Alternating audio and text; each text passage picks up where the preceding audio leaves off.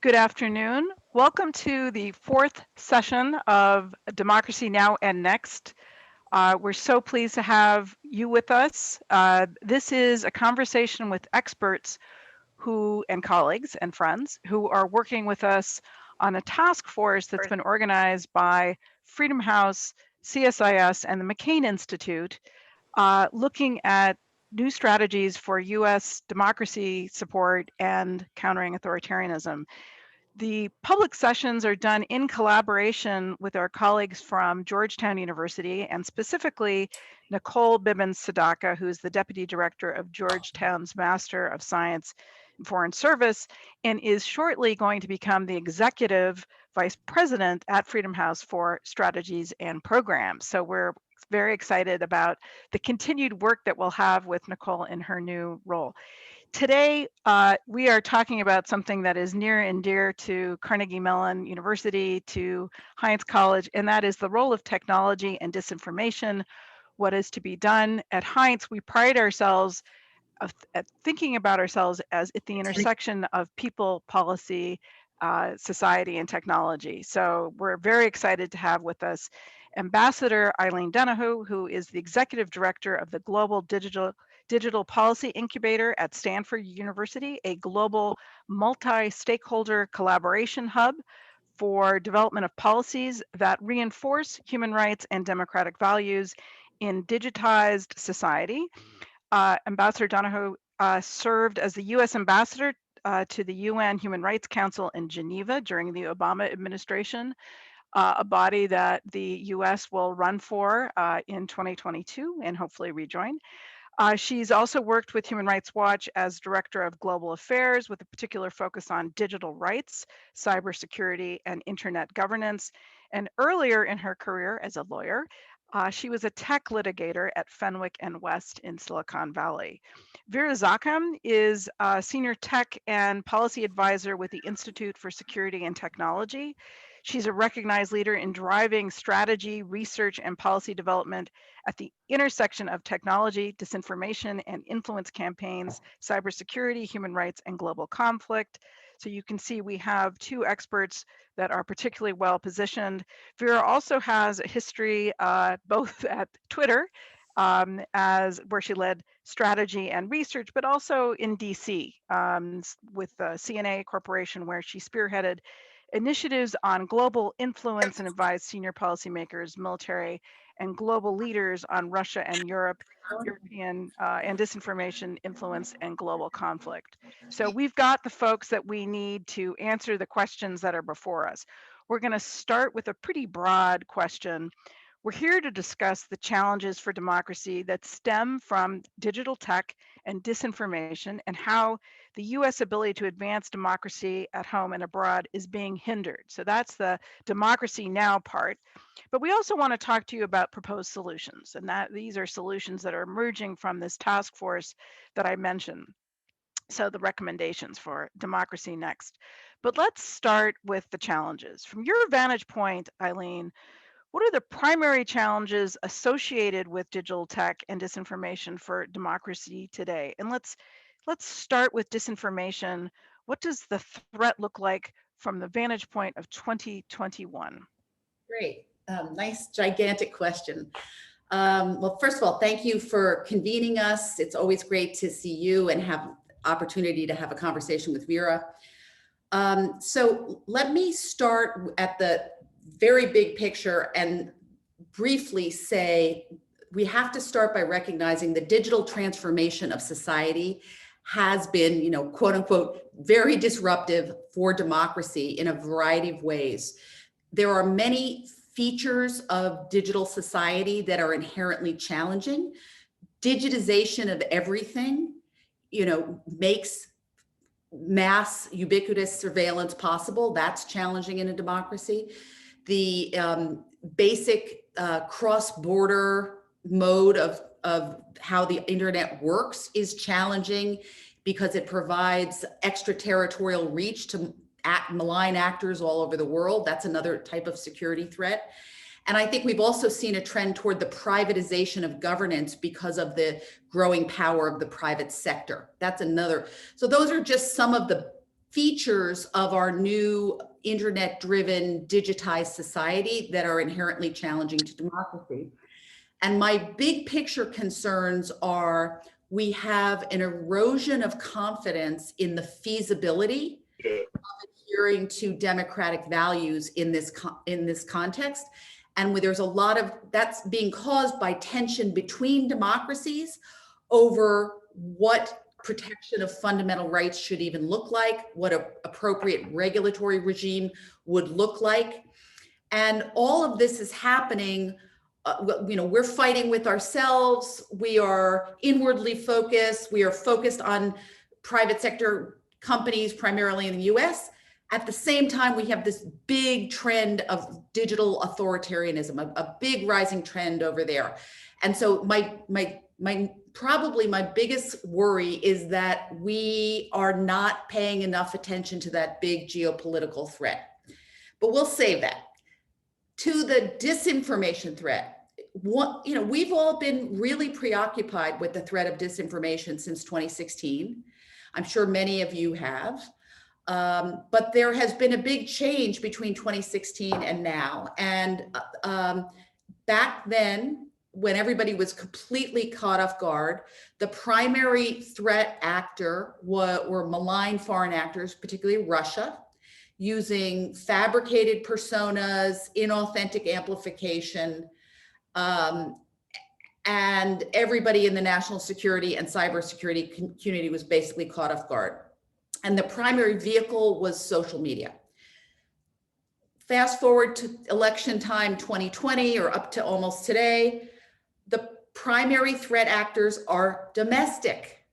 And oh, by the way, in the context of the United States, in fact, it was the president of the United States as the single person who was leading disinformation, whether it was related to the election or the entire year about COVID.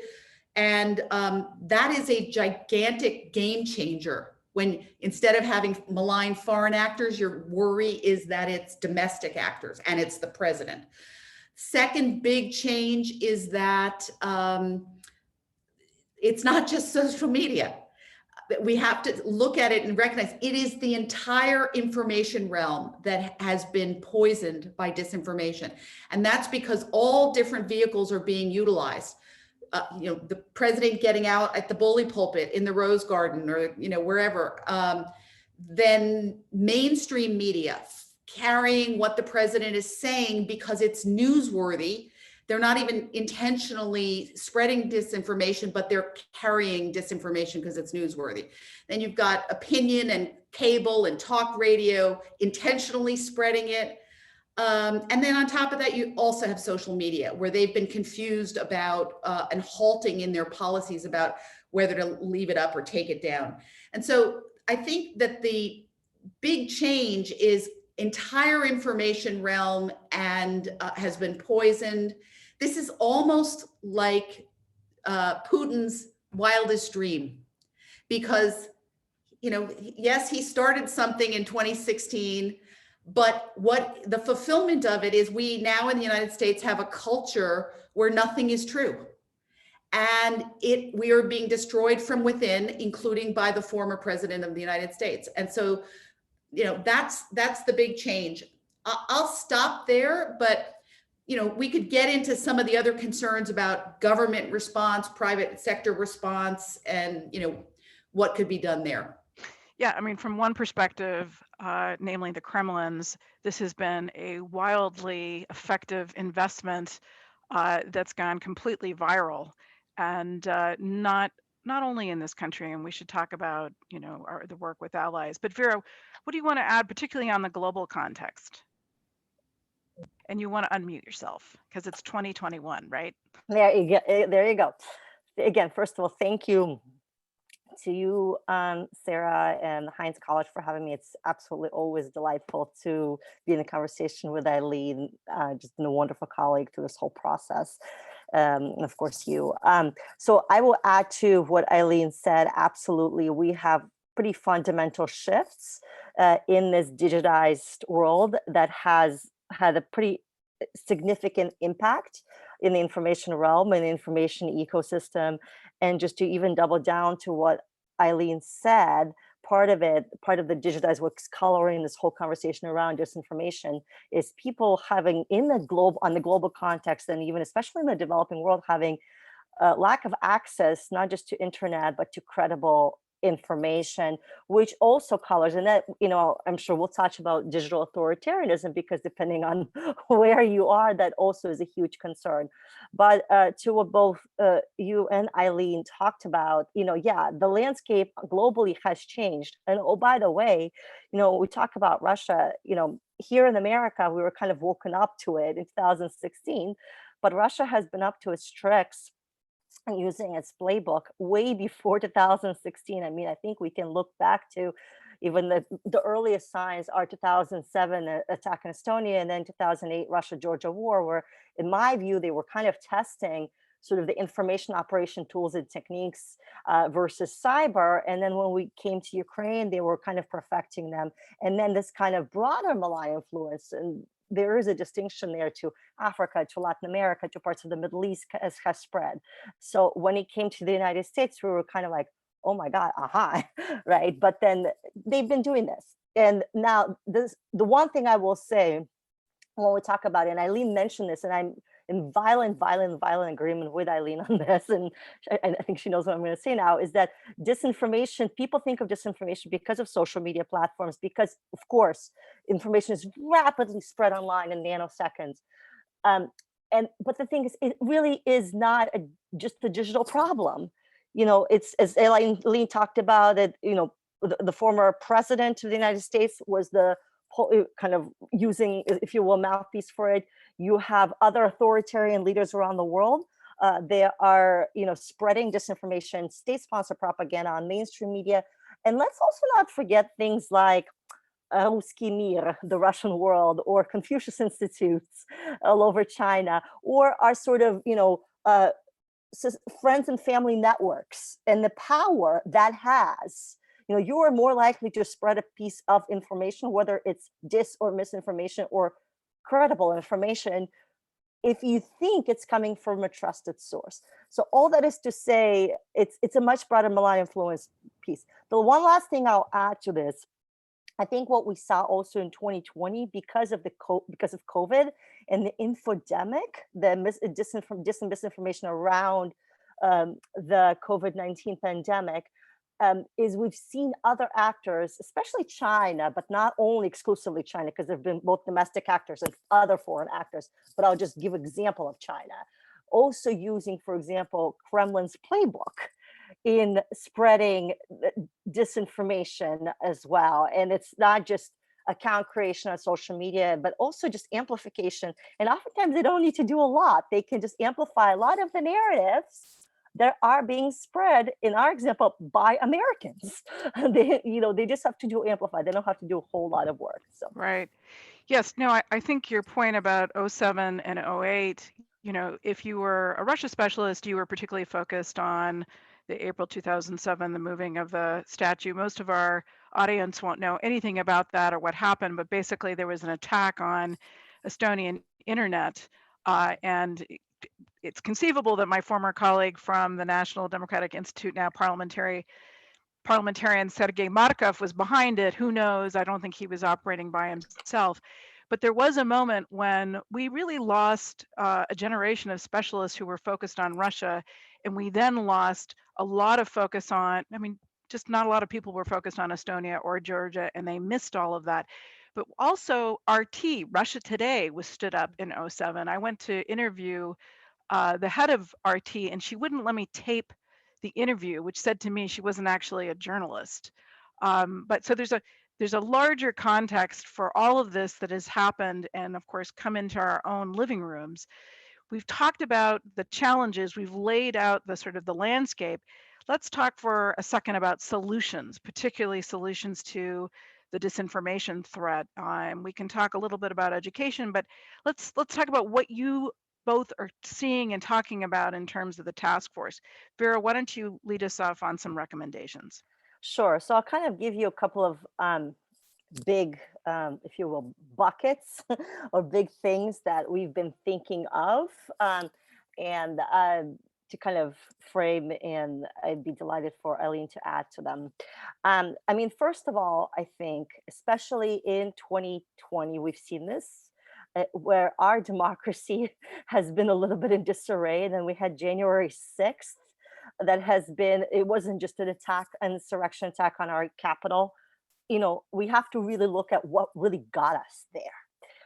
I say all of this because I think one of the key recommendations I think we do make in our task force as a whole is we really need to get our own house in order. That if we're going to position ourselves advancing democracy and promoting democracy globally, we have to do this at home. And that is without a question has to do around the challenge of disinformation and also stopping the spread of online hate and harassment. Separate issue, but there are correlations because especially women and marginalized communities have been particularly victims to that in the United States and around the world. So our first recommendation is really about getting the house in order, your house in the United States in order. That is, right now, we do not have, we, the United States, a holistic strategy to address the disinformation challenge in the United States. So that is something that we explore in the task force and that we advocate. It's not just enough to pull, how do we work with partners and allies for sure to counter the threats, but how do we also ensure that we're working with and pulling in all instruments of US power, whether it's the intelligence community, US Agency for International Development, USAGM, US Department of Homeland Security, because, oh, by the way, as we talked about, disinformation is both foreign and domestic, but also how really critical and important it is to work with private sector partners and civil society, because they're not just the problem child, they are critical to the solution because as part of the early warning detection. So again, the first is creating that strategy, perhaps supporting a senior official to really coordinate. The second is, I think, that big bucket in terms of recommendations is we also need to lead on that globally. There's a number of ways to do this. There's a lot of, there's already been proposed various kind of different groupings, if you will, techno-democratic groupings on ways to do that. But one way to potentially, of course, there's a couple of things. One, signing on to certain, agreements that we have yet to sign on, just like the Paris call and the election pledge by political candidates, but also perhaps creating a global task force that can be within new or existing groupings that really deals with information integrity and countering disinformation, kind of online hate and harassment. Then the other one I'll mention is how important it is to really, to really build societal resilience and the response to this challenge. And then again, I think I'm heartened here that now Ambassador Power, once she's confirmed, will be elevated to the cabinet level, because I think this is the right thing to do, that we elevate development, we also elevate diplomacy, because these are also very critical tools to building resilience. So it's everything from ensuring that folks have access to internet, access to credible information, that we promote tech entrepreneurs, so we don't just have US-based international, multinational companies that are pushing information, but we generate this globally, particularly not just in Europe, but in global South.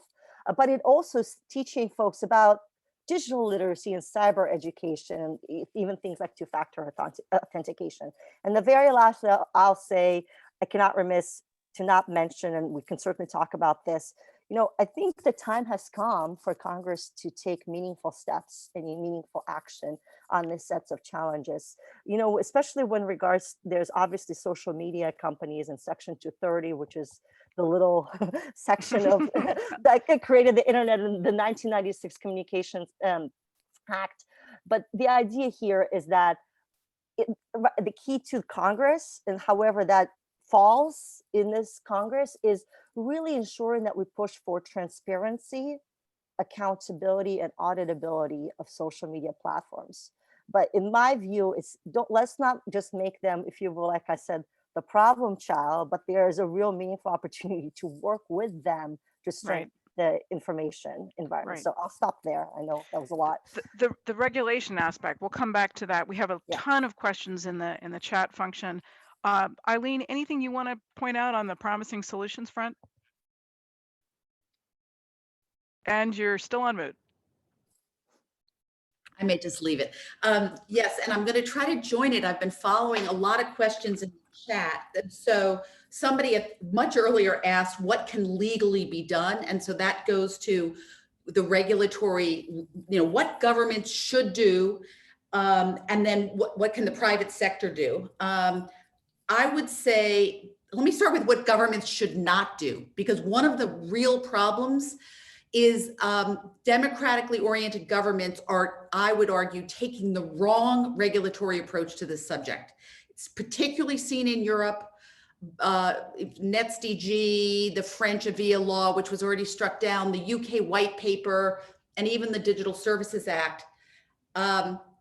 What they're doing wrong is they are focusing on platform liability for content, user-generated content, which actually is the linchpin of free expression on the internet. And they're not focusing on what the platforms actually themselves do, which is the algorithmic promotion of disinformation. And so that shift in perspective is, I think, an important move. The second thing we see around the world that governments are doing in democratic cultures, mixed, free, unfree, medium free, is criminalization of disinformation itself. Also, not a good idea for this if you are a democracy, because it's, the power rests with the people deciding what counts as disinformation, and generally it's what's not in their interest. And so we have seen this even in the COVID context, criminalizing sources of information that are not authorized by the government, misinformation about what the government has done or not done. That criminalizing content is not the right way. The right way for a democratic government is, someone else in the chat said, privacy. Start with privacy regulation to protect, against micro-targeting of disinformation, advertising that's not accurate, that the users generally don't want. Second, I will underscore the point Vera made about it sounds so boring and sounds so like you've heard this a million times, transparency and accountability. The reason those things are so important is that users don't understand exactly what's going on the platforms. Regulators don't understand the effects of algorithms, and therefore they can't regulate in ways that actually address the problem. That's why it's so important. The second part of it is you want to empower users to control what's in their information flows, and also to have procedural rights to make sure when content is taken down, they have remedies for that. You basically want to change the power dynamics. That's why transparency, accountability, and a focus on user procedural rights is so important. Another piece that is so important for governments to do is really, again, cliche, but so underdeveloped, certainly in our democracy and in most democracies, is building civic resilience, not by criminalizing speech, not by imposing liability on platforms, but digital and media literacy, especially for the digital realm. Second, and this is another from your questions over here, we need norms for mainstream media about reporting on doxed, hacked material and disinformation. That they need to step back and understand they are unintentionally propagating garbage and distracting the public because they don't have the right set of norms about what is required of reporting. And we have colleagues at Stanford who, Janine Zakaria and Andy Grotto, put out a 10-point plan for the media, just simple practices in your newsrooms for how to do that. And then another thing is we need new norms for politicians. Right. The Transatlantic Commission on Election Integrity put out a pledge. We have a problem where, I'll just say, in our country, in the United States, we have a very dominant strand of one of our major parties that is using disinformation as a political strategy, an intentional political strategy. That cannot be acceptable in the United States. And we need new norms on political rhetoric and what's expected. I don't think you can't regulate that. You can't, certainly not in the United States with the First Amendment, but we should be changing norms. And I also think we need civic education to bring the country back together. Well, so I see or I hear two particularly large public policy proposals coming out of what you're saying, including the creation, and of course they they have a lot of relevance for CMU and other institutions of higher education. One is the creation of public interest technologists, that we need a whole generation that has a completely different understanding of social media, technology, information space, digitization, algorithms, et cetera, number one. And whether or not, you know, there's some efforts out there, but we know the Ford Foundation has been supporting it, and we've been part of that, but there's a need for a completely scaled up effort on this front. And the other is this issue of civic education / media literacy, a real sort of, I mean, there are lots of aspects of public education that need to be addressed, but growing the next generation that is literate is important. Let's turn for a second. We've been talking about transparency, but let's talk about digital authoritarianism, because I think solutions that work in one context may not even have a chance in another context. How do you define digital authoritarianism, and what do we do about it? How do we combat it? What's the threat to democracy? Eileen, do you want to start us off, and then we'll go to Vera? Sure. So as I said at the very top, my biggest concern, there's a lot of chaos within democracies in terms of dealing with disinformation and the digital transformation of society. And there's a lot of confusion. While we're all inwardly focused, there is a much larger trend going on, which is this trend toward digital authoritarianism. For me, what that entails is, number one, role modeling utilization of digital technologies for repressive purposes. So basically, rather than thinking about the open interoperable internet as a means of free expression and expanding access to information, it's primarily used for mass ubiquitous surveillance and censorship to restrict access to information, restrict what can be said. Second point is export of these technologies for repression. So normalizing them around the globe. And part of that export is export of information infrastructure. It's not just surveillance technology, censorship technology. It's if you are exporting an entire information system from a country like China, which is where it's largely coming from, what that means is China is gaining leverage over those societies for decades to come. And embedded in there are vulnerabilities about having your citizens' data sucked out and utilized, and just other types of political leverage that come from dependence on upgrades from an authoritarian power. The third big piece of digital authoritarianism is just this, it's influence in the normative realm and the diplomatic realm that has just skyrocketed. So it's in technology, standard and protocol setting bodies where there's an influence over interoperability standards for the future that are biased toward the technologies from authoritarians. And then in more normative arenas, the norms of the original concept that human rights should be protected online and as offline, only a decade ago was that foundational idea established at the Human Rights Council. We now have the majority of governments at the Human Rights Council supporting Chinese statements about their use of technology in Xinjiang and in Hong Kong to quash dissent as legitimate and as consistent with human rights principles. Completely absurd. So those are the primary elements. And last point I will say here is, this is the tricky part for those of us in democracies. We have started to see technology through such a negative lens. We've had this swing of the pendulum from, naively. Arab awakening. Yeah, and we're into it's all terrible and we're so focused on the downside risks. What China understands, they have massively invested in technology and innovation, and they know all forms of power, economic, military, geopolitical, and normative power flow from that dominance. And so we have to do two things at once. We have to invest in the technology and win the technology battle and win that normative battle. They go hand in hand. Vera, do you want to add anything on the digital authoritarianism before I push a bit on the values-based vision?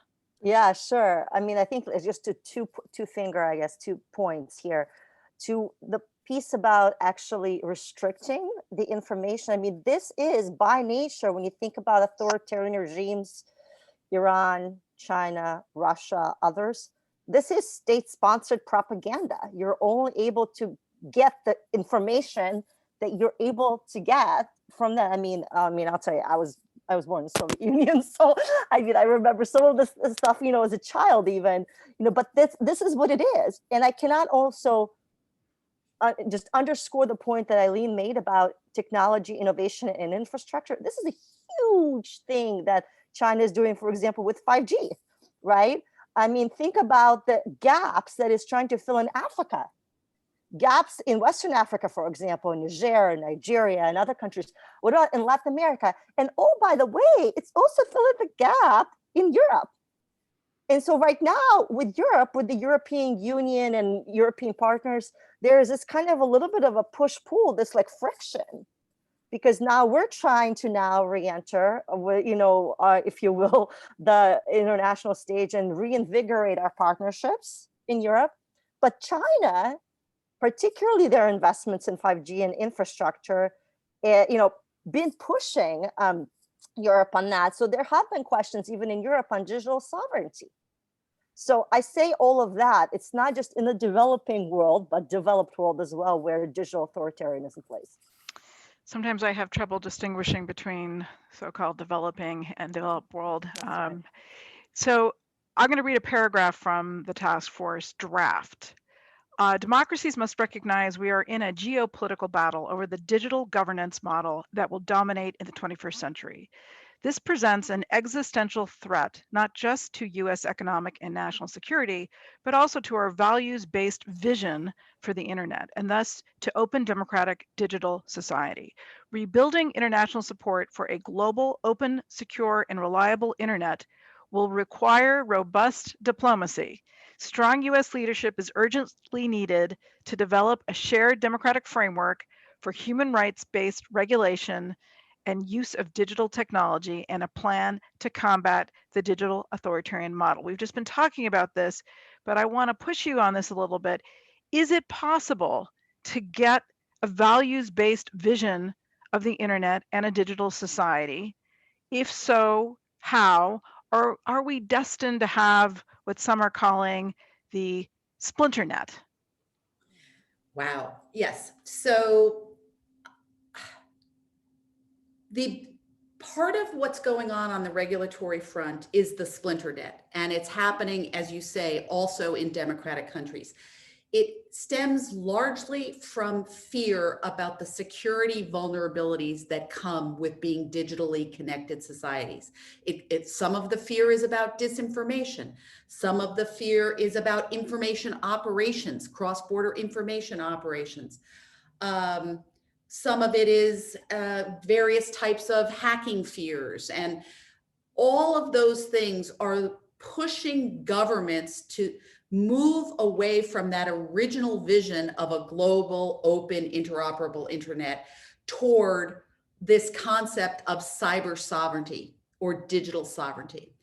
And the authoritarian version of that is completely antithetical to a democratic order. It's basically antithetical to the post-World War II liberal international order, where one of the pillars of that international order, the normative pillar, established international human rights concepts, which provided a universal basis for establishing the rights of citizens wherever they are. and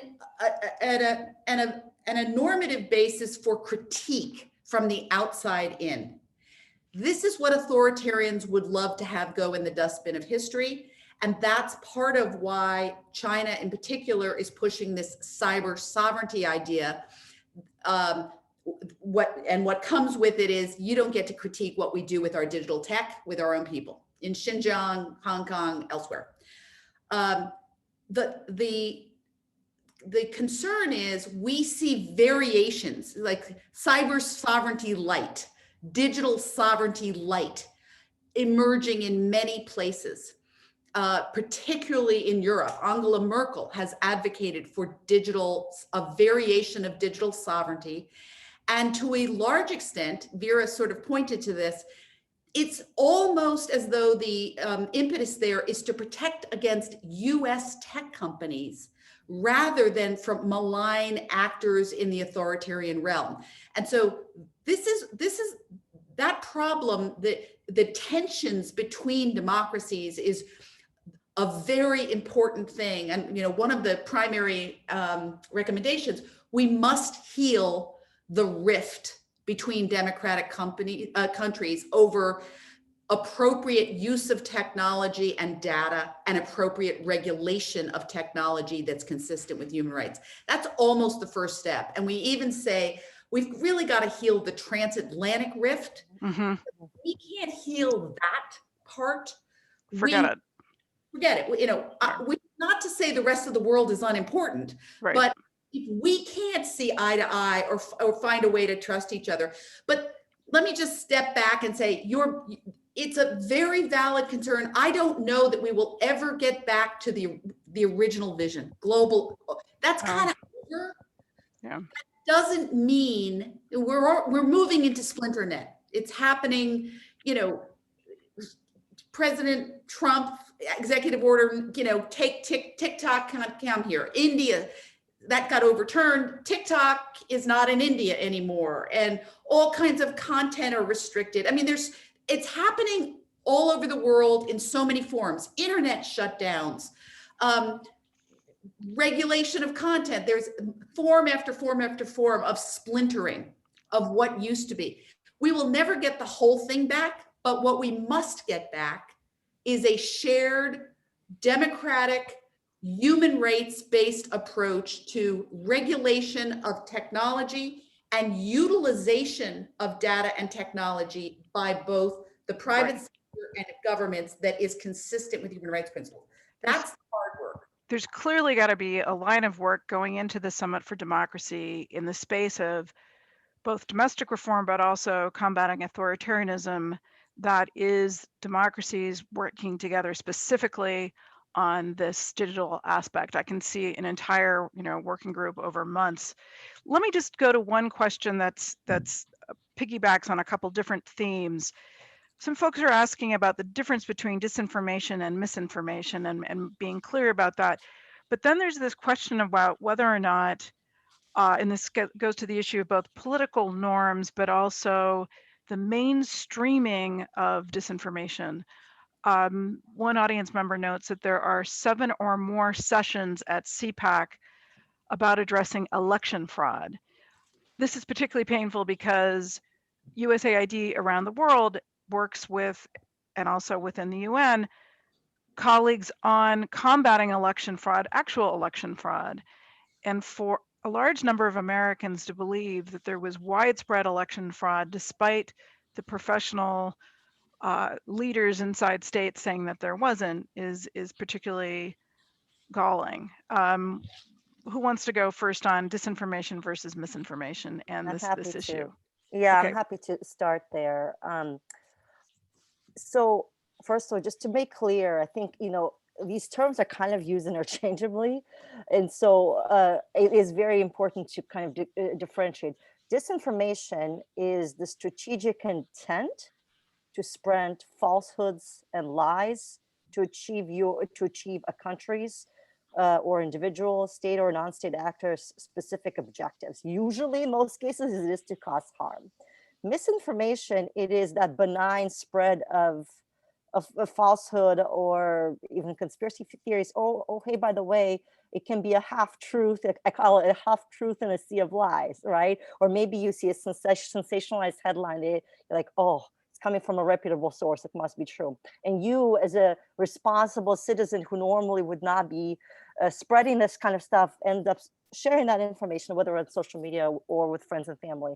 I think the point on the politicization of disinformation, Sarah, that you pointed out regarding election fraud, that has become a huge concern in the United States. And I think that, to me, that concern is really, it's almost kind of resembling of what we have been witnessing, those of us who've been following authoritarian regimes around the world.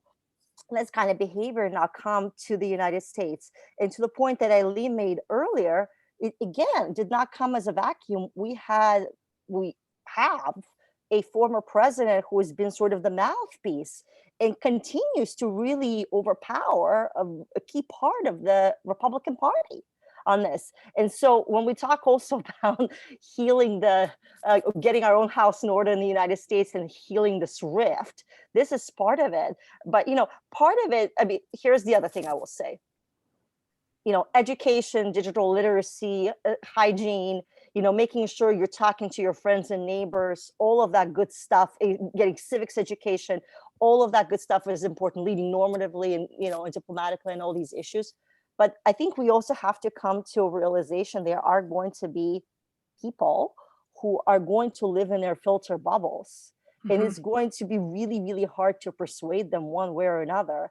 And at the end of the day, still, in my humble opinion, the best thing to do is to lead with truth, to lead with data, to lead with evidence. As a democratic society, those and education, those to me are some of the best sources of defense.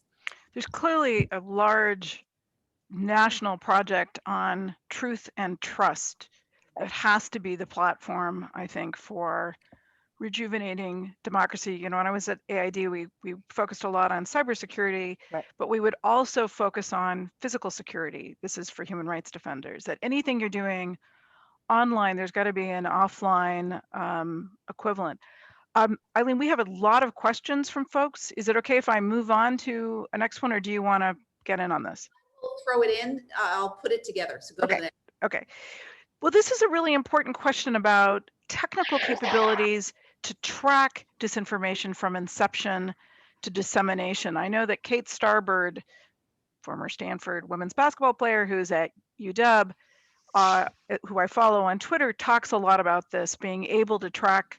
But from a technical perspective, Eileen or Vera, how well are we set up to be able to find, into that Russian bot or whoever is starting whatever conspiracy theory or rumor? I'm not an expert on the diagnostic sides. There's so many brilliant people who spend all of their time doing that, including Kate Starbird.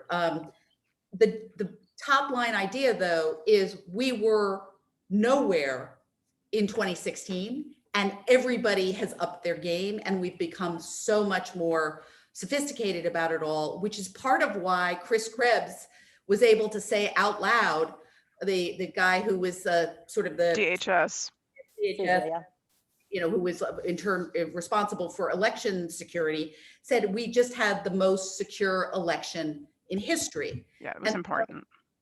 But this dovetails with the prior question and the person who brought up political norms and election fraud claims at CPAC. It's almost as though the problem is less now about actual infiltration. I'm not saying that's over. Don't ever think that's over. That's always going to be with us. We are always vulnerable. You will never have security in the digital realm, but we can get much better at the cat and mouse. But what has now happened is that disinformation from within has almost become a bigger problem, because you can claim, if you don't like the outcome of an election, you're going to say election fraud. If you think the COVID virus is going to hurt your election chances, you can say it's a hoax. And so this is our problem. This is our problem. And your point about truth and trust, I fear, think back to post-World War II, where we created this norms-based international order, democratic liberal order. It came after a world crisis, a world war and a crisis. And I fear it is going to take a crisis of similar proportions to get the United States to come together and say, we believe in truth again. And our security depends on it, because we're not there now. We are so polarized. And this is the heartbreaking part about Putin succeeding in creating this culture of you can fabricate any political narrative you want and win the political narrative. That does not work in a democracy. So it's a big problem, and I think it's very hard to solve, and I hope we find a way to make progress without a world war. And we've got 12 minutes left. I don't want to leave people in a really negative space, which Vera, take us on the technology piece to this. Yeah, so no, for sure. I'm going to kind of piggyback to what Eileen said, and I want to answer to your technology piece and sort of the diagnostic piece. I think I can answer that one. If I can kind of to piggyback to what Eileen said, and if I could get one point across all of this on truth and trust, this has to be a big part of the summit of democracy in the working groups. If we do not, as citizens, global citizens, do not trust in information that we consume and the information that is delivered by our leaders, democracy cannot deliver. It is as simple as that. So that's one on the big picture. On the technology, I have actually done a good amount of diagnostics and understanding the root causes of these issues. And I will tell you, being also in the private sector, in the public sector, looking at this stuff, I've been very heartened a lot about the technology and emerging technology, particularly in things like artificial intelligence, machine learning, and natural language processing that have been on the table to identify fake information, to identify bots, identify inauthentic behavior and accounts, and how those narratives actually amplify and spread. Not only, I think there's social media companies now doing it, the big ones that everyone knows about, but there's a lot of other even startups in the startup ecosystem that are already on the market that are not just identifying, they're trying to figure out and make the correlation about the impact, about what is the perception and the sentiment behind those bots, behind those narratives, and the impact that they have on populations. So if China is spreading, some sort of a narrative, disinformation narrative, or Russia or QAnon or whoever it is, the one thing that we need more investment of, I think this is a bigger conversation, really truly understand the impact of these threat actors, both state and non-state. But one of the bigger issues that I think, which is going to be a big thing, certainly for this administration moving forward, is really ultimately, and also understand the impact of our efforts, our response mechanisms. And I think we should also invest in some technological solutions in that as well. When you say our response mechanisms, what do you mean exactly? What the impact of our strategy. So how do we know that if we're proposing resilience measures, if we're proposing certain countermeasures, how do we know that they're actually working and resonating with the targeted segments of the populations, whether we're talking about in the US or in developing countries around the world? Because ultimately, if you don't know the impact, that's what you have to figure out. Do we need to invest more of that and subsequently request additional dollars from Congress? That's what I mean. Let me ask a two-pronged question. One is there any country out there that you think is doing especially well in terms of the civic education piece? And I would posit maybe Estonia, maybe Sweden, but also on the issue of, and this is very inside the Beltway, but government response in the sense of what specific recommendations do you have for the Biden administration? What piece of bureaucratic architecture is missing that we need to help address these issues, whether it's at state or DHS, or, do we need a new agency? I hate to even suggest that, but I suspect we can embed somewhere in some combination of DOD or DHS or state. Eileen, you want to go first? Sure. So on the civic resilience piece, apparently Finland is the leader. Again, Finland on so many levels, right?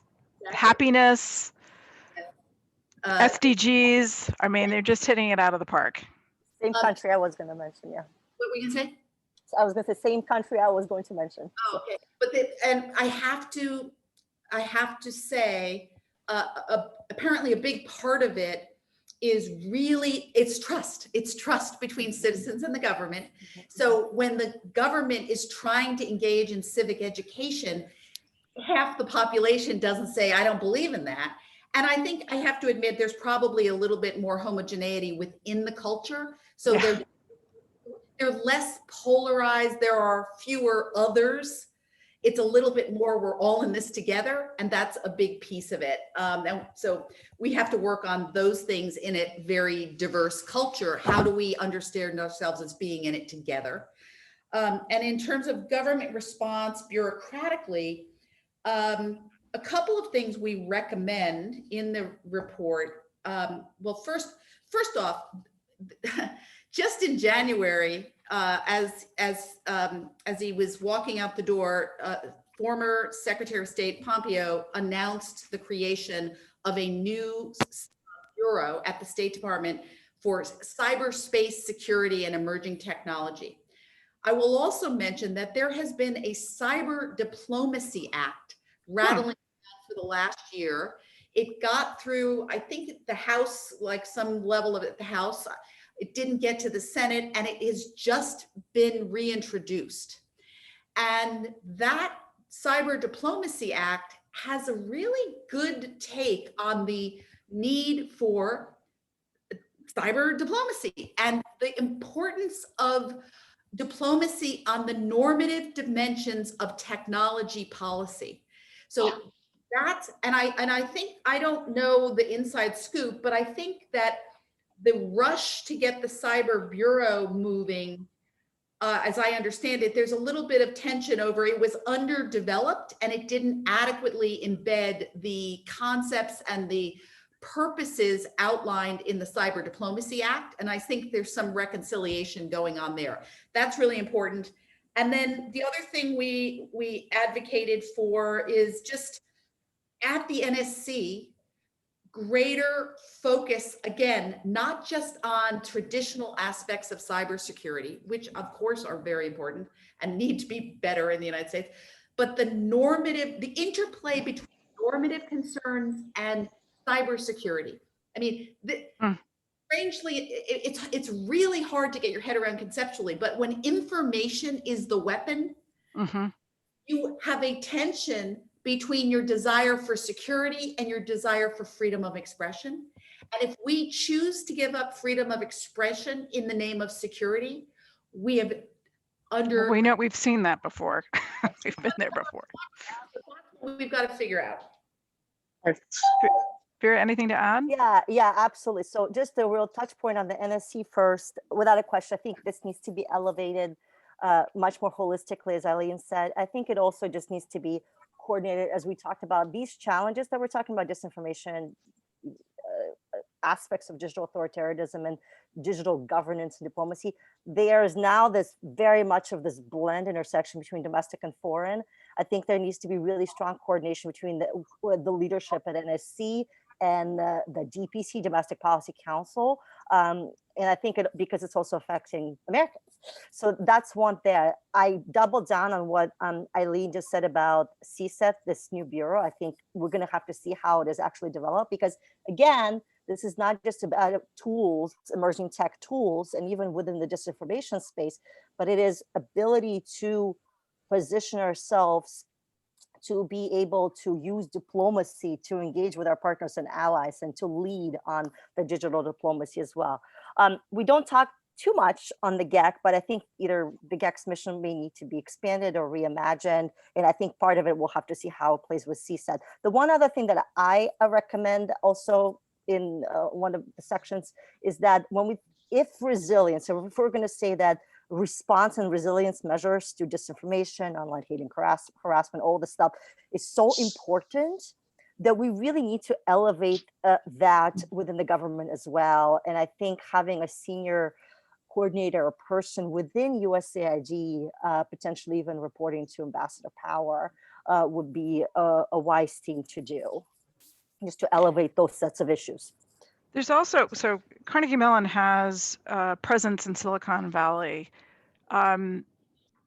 You have a recommendation of having a State Department office in Silicon Valley, but I have to say, in my exposure, I lived there for 2 years in the early 90s as a pre-doc at Stanford, but in going back, for example, when I was at AID, to Stanford and to Google for meetings, I'm really struck by how little interest a lot of the tech folks have in the rest of the world. I get the idea that you want to have people there, but the complete, and it's not just my impression, it's been confirmed by all sorts of folks, a stunning lack of interest in the rest of the world and a confidence that they somehow know how the world works. We have 2 minutes lightning round responses.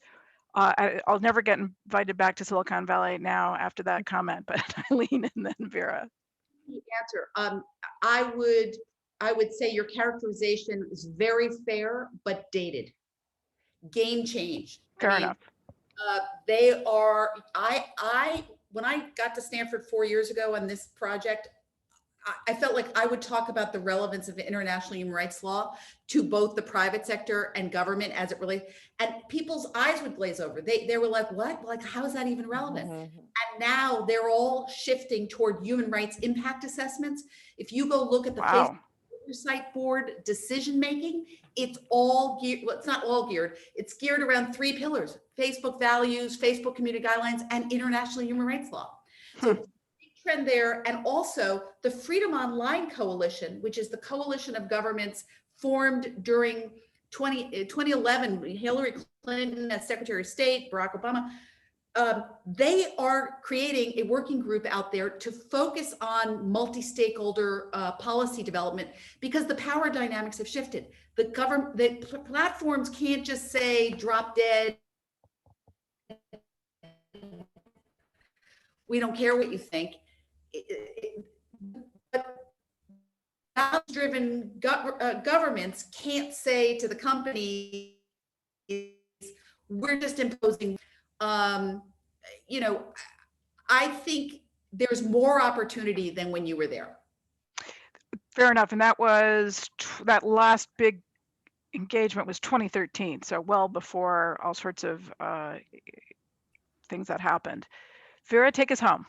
All right. So I think I would agree with Eileen. I think there's a lot of emphasis on ensuring that countering disinformation, election security, all of these issues, value in terms of human rights, it's very much now looked globally. And whether we're talking about Myanmar or we're talking about Nigeria or wherever it is, I think it is really become sort of, a thing. I think also investments globally as well as locally, because even though these companies are US based, their impact and their presence is global and the reach is global. So there are, I think, investments that are being made internationally. And the other thing, again, the last point I'll say that I mentioned at the beginning is we need to be looking at some of these companies.